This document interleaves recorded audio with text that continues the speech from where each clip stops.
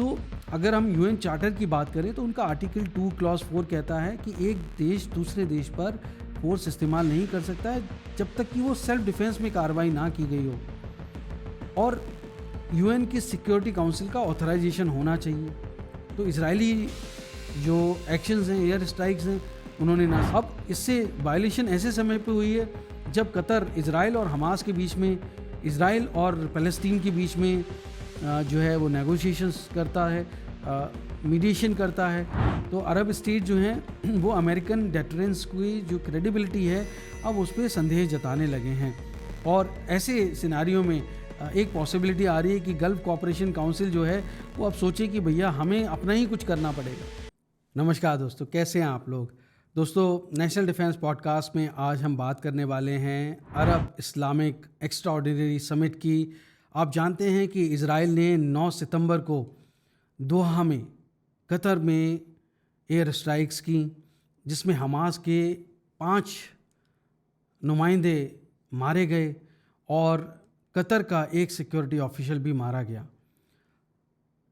हालांकि इस Israeli strikes में हमास की जो टॉप लीडरशिप थी उनको नुकसान नहीं हुआ, वो घायल नहीं हुए, उनकी मौत नहीं हुई, और इजराइल का कहना है कि उन्होंने जानबूझकर टॉप लीडरशिप को हिट नहीं किया था, टारगेट नहीं किया था, और वो सब बच गए। अब कतर की रिक्वेस्ट पे यूएन सिक्योरिटी काउंसिल ने इमरजेंसी मीटिंग बुलाई। 11 सितंबर को ये मीटिंग हुई और अधिकतर मेंबर्स ने इजराइल की इस एयर स्ट्राइक को कंडेम किया।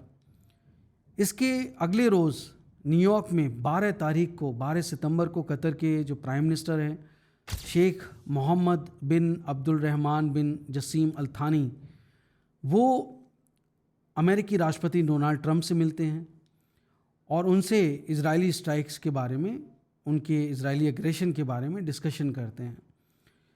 अब अमेरिका जो है उनकी मिलिट्री का एक बहुत बड़ा एयर बेस है, अल उदैद एयर बेस, जो कि दोहा के पास में है।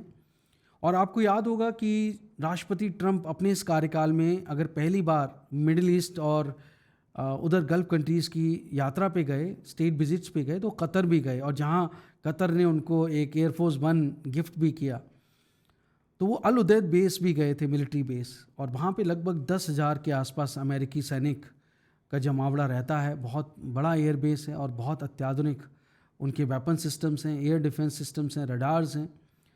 अब इसके बाद कतर ने अरब इस्लामिक एक्स्ट्राऑर्डिनरी समिट बुलाई है 14 और 15 सितंबर, यानी कि कल कुछ हिस्सा था और आज। कल जो फॉरेन मिनिस्टर्स थे उन्होंने डिस्कशन किया कि इस समिट में क्या होगा, और वो चाहते हैं ज़्यादा से ज़्यादा सपोर्ट हासिल करना इज़राइल के ख़िलाफ़, क्योंकि इज़राइल, उनका कहना है, उन्होंने उनकी सॉवरेनिटी को ब्रेक किया है, रेकलेस बिहेवियर है, और उन्होंने स्टेट स्पॉन्सर्ड टेररिज्म, बल्कि यूँ कहें स्टेट टेररिज्म किया है, मतलब जहाँ पे खुद एक स्टेट आतंकी कार्रवाई कर रही है, तो उनकी इज़राइल की कार्रवाई को उन्होंने आतंकी कार्रवाई करार दिया।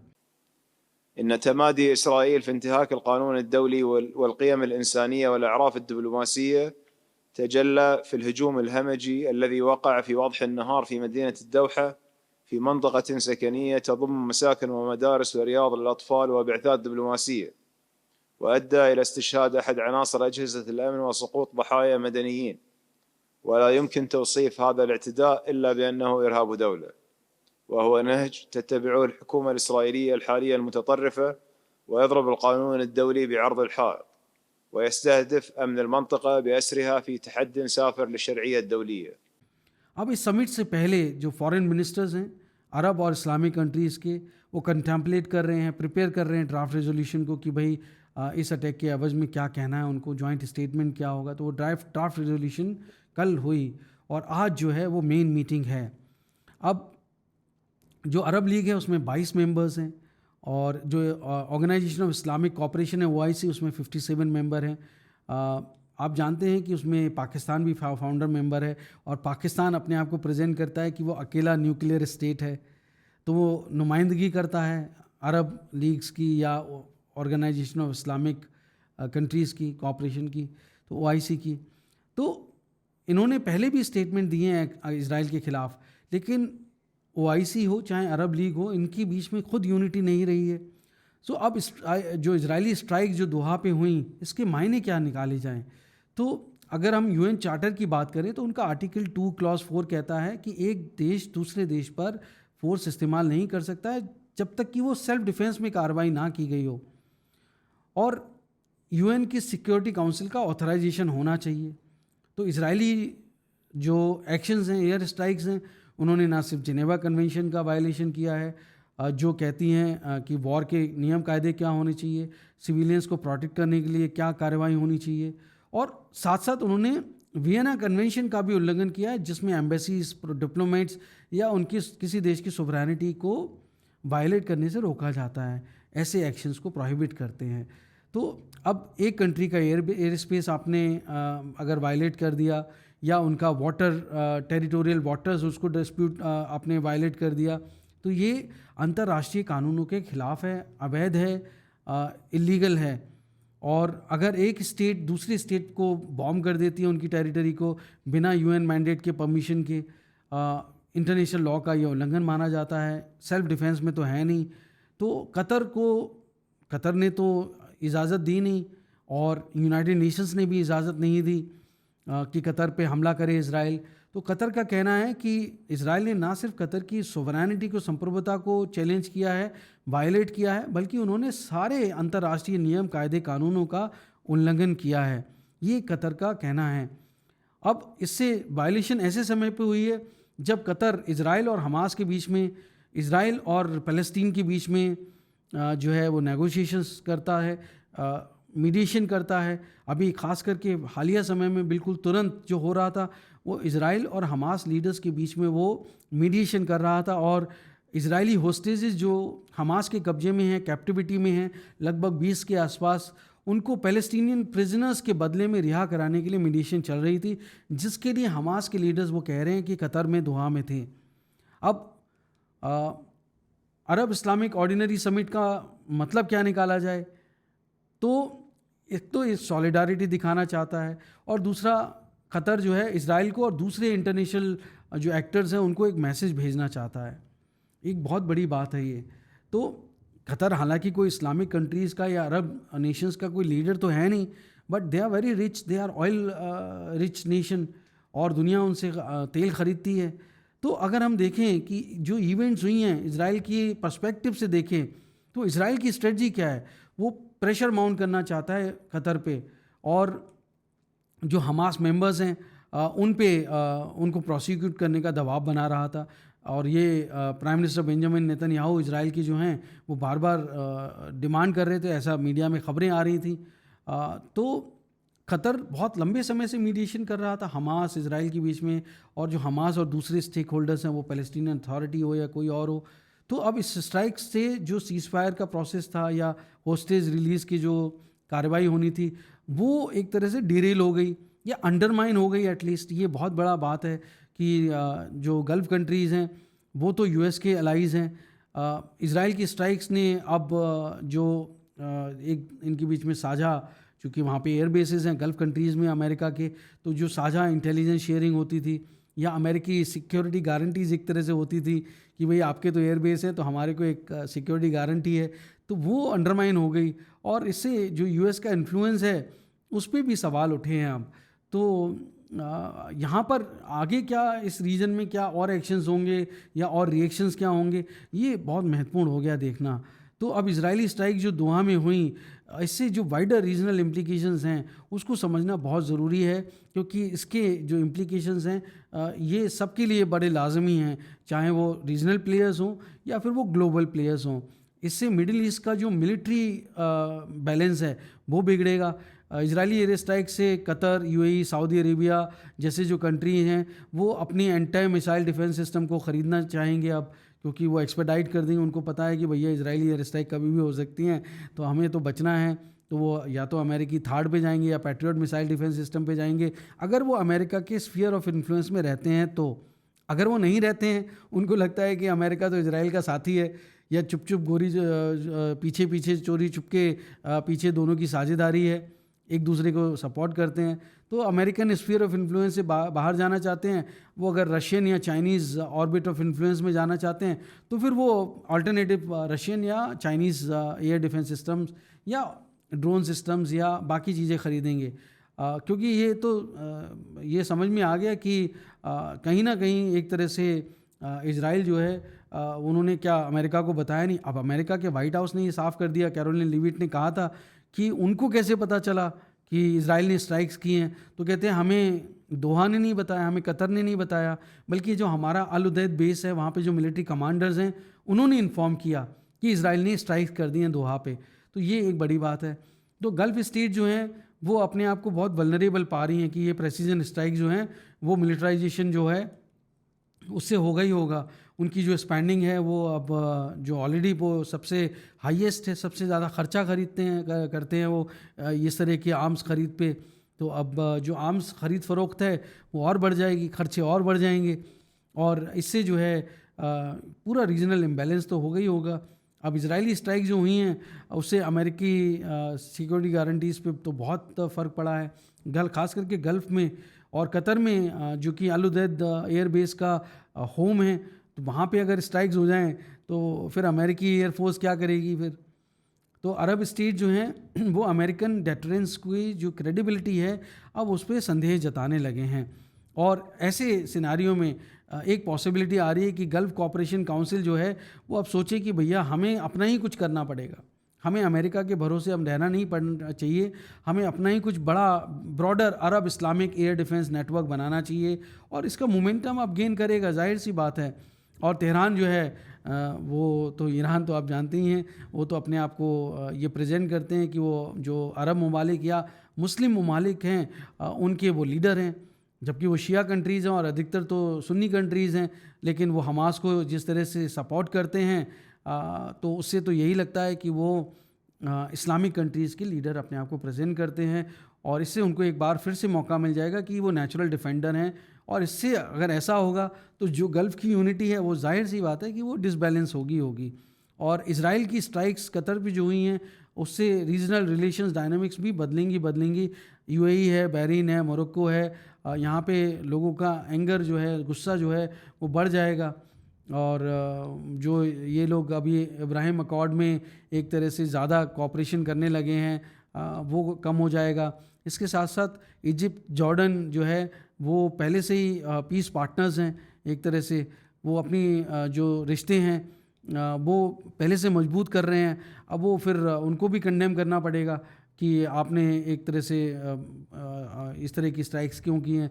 और इससे जो रीजनल मिलिशियाज़ हैं जैसे हिजबुल्लाह लेबनान में है या फिर इराक या सीरिया में जो हैं उनको भी बहुत मौका मिलेगा कि मौके पे आप चौका मार दो। तो क्योंकि इजराइल ने इधर कर दिया तो अब हम भी कम नहीं हैं, तो उनको भी मौका लगेगा अपना इन्फ्लुएंस एग्जर्ट करने का कि भैया हम तो देखो इजराइल के ख़िलाफ़ हैं, आप पे हमला किया तो हमने अब बदला ले लिया।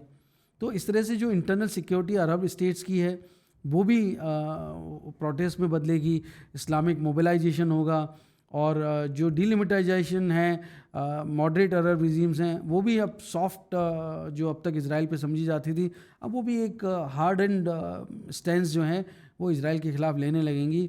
और सऊदी अरेबिया, यूएई और इजिप्ट जैसे जो देश हैं जहाँ पे वो कहते हैं, उनकी पब्लिक कहती है कि आपने अपनी जो टाइज़ हैं वेस्टर्न कंट्रीज़ के साथ में उनको बैलेंस करना चाहिए, तो गल्फ़ के साथ में अलग होना चाहिए उसके हिसाब से, तो उन पे भी एक दबाव पड़ेगा उन लीडर्स पे।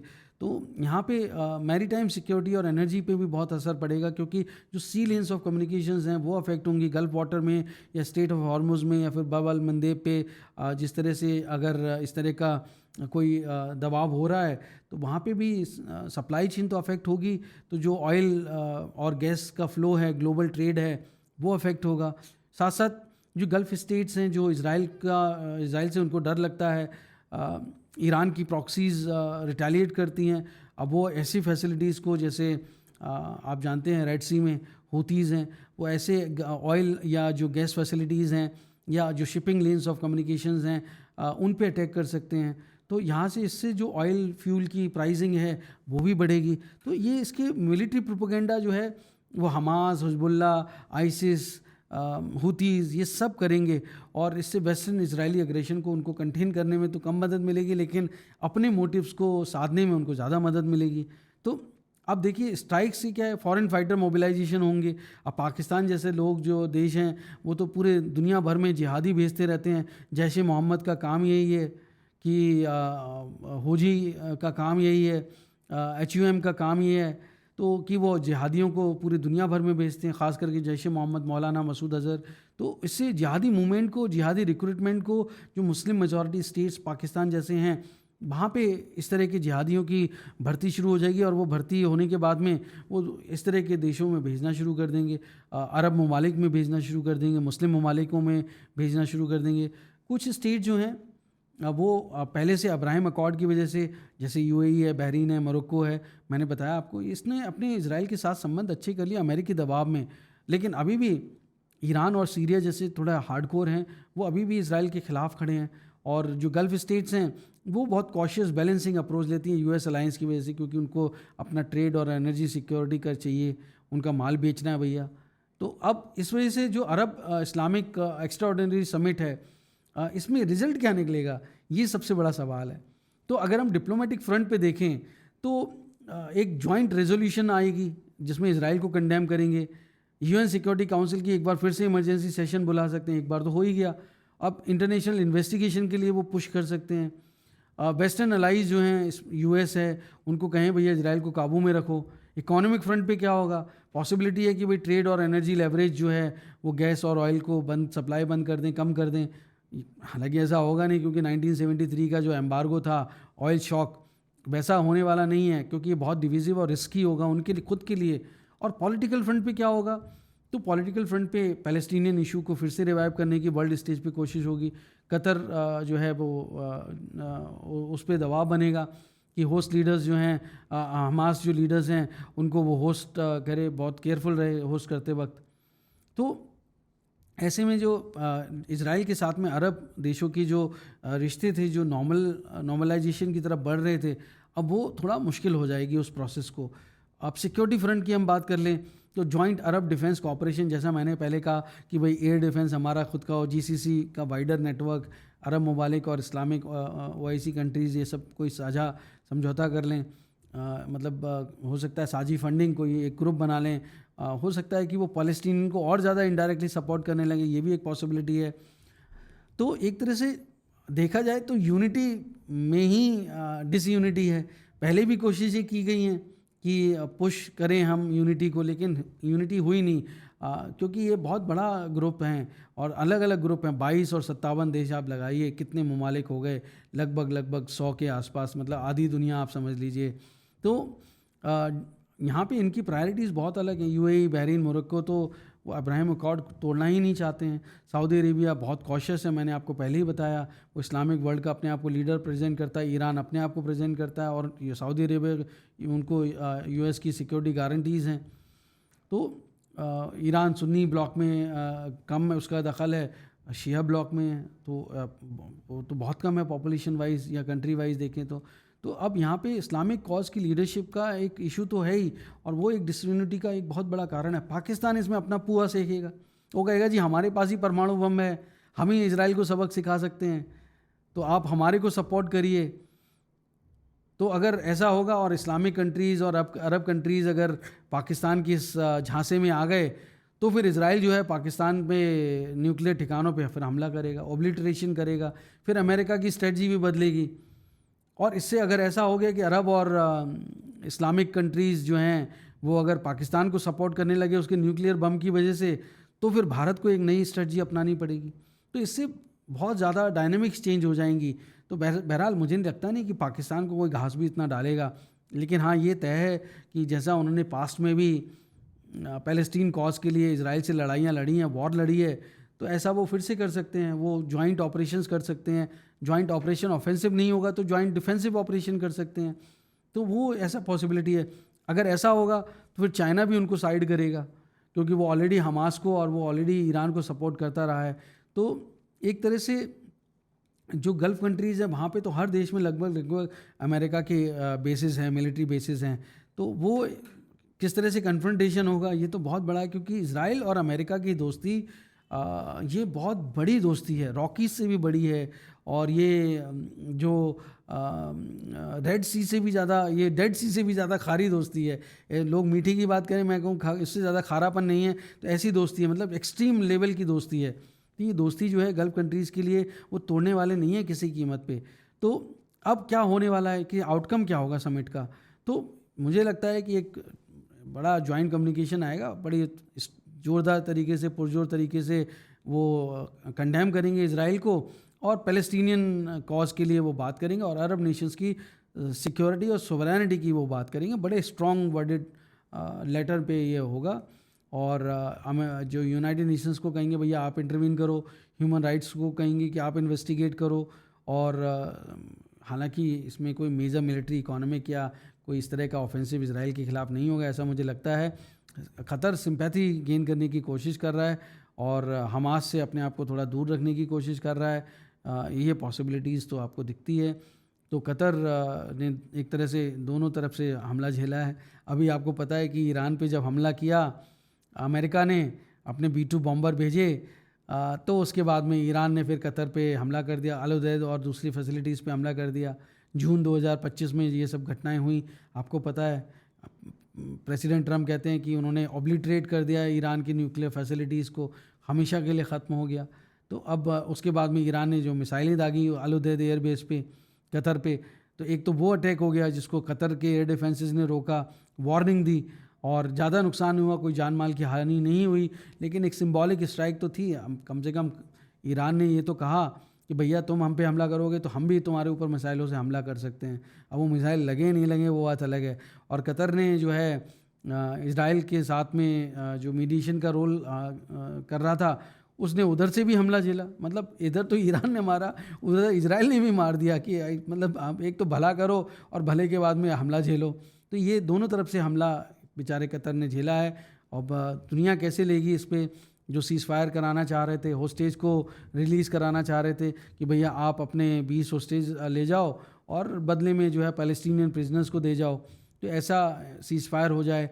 तो अब इसे मौका मिल गया उन लोगों को जो ये चाहते नहीं थे, जिनको टैसिट अप्रूवल था कि भैया इजराइल जो कर रहा है, गाज़ा में हिट कर रहा है, ज़बरदस्त हिट कर रहा है, पूरा रबल में तब्दील कर रहा है, तो करते रहो। तो उन लोगों को इससे बहुत फ़ायदा हुआ है। ऐसे जो एक्टर्स हैं तो उनको इससे फ़ायदा होगा, लेकिन इससे शांति के लिए तो कुछ इससे मिलने वाला नहीं है कि हमास को टारगेट करके कतर में सोवरेनिटी आपने वायलेट करके, अगर आपको एक सीज़ फायर या पॉसिबिलिटी थी होस्टेज रिलीज़ होने की, उसको आपने, उस एफर्ट को आपने ब्लॉक करके शांति स्थापित की। ऐसा तो इजराइल ने नहीं किया है।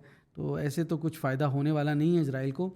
तो इससे किसको फ़ायदा हो रहा है? इससे वो एफर्ट्स को फ़ायदा होगा जो गाज़ा में पूरा तरह से बदली देखना चाहते हैं, गाज़ा के लोगों को वहाँ से पलायन देखना चाहते हैं, गाज़ा के लोगों को जो बिल्डिंग्स हैं उनको मलबे में बदलता देखना चाहते हैं। आप क्या चाहते हैं ज़रूर लिख के बताएं अपने कमेंट बॉक्स में। दुनिया के देश के किस हिस्से से आप देख रहे हैं ज़रूर लिख के मुझे बताएं। और क्या इज़राइल का ये एक सॉवरेन कंट्री पे हमला जायज़ है? आप ज़रूर मुझे लिख के बताइए, जिससे हमारे सारे दोस्तों तक पहुंच पाएँ। हमारे हिंदुस्तानी तो हर जगह हैं, क़तर में भी बहुत हैं, हमारे हिंदुस्तानी सऊदी अरेबिया में भी बहुत हैं, हमारे हिंदुस्तानी इज़राइल में भी हैं, हमारे हिंदुस्तानी पूरे मिडिल ईस्ट में हैं। ये हमारे लिए बड़ा महत्वपूर्ण सवाल है कि आप हमें लिख के बताएं, जिससे हमें पता लग पाए कि आप क्या सोचते हैं, कैसा सोचते हैं। बहुत बहुत धन्यवाद। जय हिंद, वंदे मातरम।